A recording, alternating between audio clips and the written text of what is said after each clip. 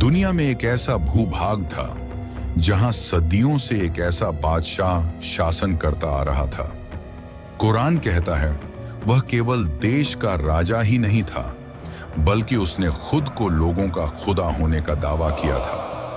कुरान में वर्णित है, एक बार उसने घमंड के साथ कहा था, अना रब्बुकुमुल आला, मैं तुम्हारा सबसे बड़ा रब हूं। यह अत्याचारी शासक लोगों को मजबूर करता था कि वे उसके सामने सजदा करें।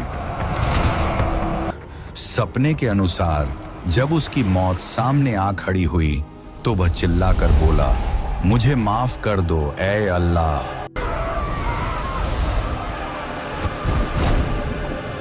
लेकिन अल्लाह ने उसकी लाश को भी जमीन के नीचे दफन होने नहीं दिया, बल्कि क़यामत तक उसे मानव जाति के लिए एक निशानी बनाकर रख दिया। उनके बाजार बहुत ही समृद्ध थे।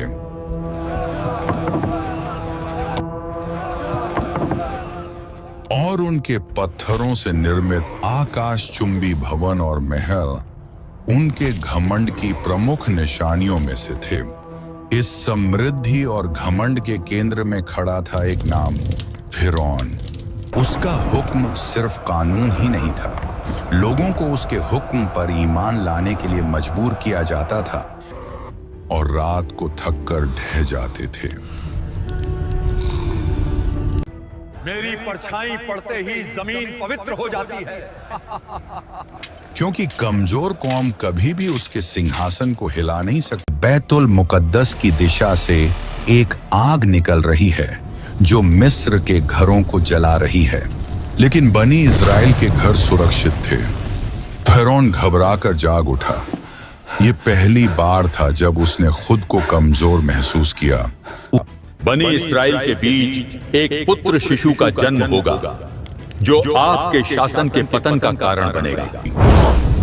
जब फिरौन के अहंकारी दिल में डर घुस गया, चूंकि बनी इजराइल में मेरा दुश्मन पैदा होगा, इसलिए बनी इजराइल के किसी भी आदमी को जिंदा नहीं छोड़ा जाएगा। फिर फिरौन ने दुनिया के इतिहास का सबसे घृणित आदेश जारी किया, इस खतरे को पैदा होने से पहले ही खत्म करना होगा। बनी इस्राएल के घरों में कोई भी भविष्य का खतरा सिर न उठा सके। और इस आदेश के बाद मेरे बच्चे, मुझे मेरा बच्चा लौटा दो। तुम्हारा बच्चा अब कभी वापस नहीं आएगा। इसी जुल्म के एक अंधेरे दौर में मूसा अलैहिस्सलाम का जन्म हुआ। घबराई हुई मूसा की मां के सामने अचानक आसमान से फरिश्ता जिब्रील नाजिल हुए और बोले, उसे दूध पिलाओ।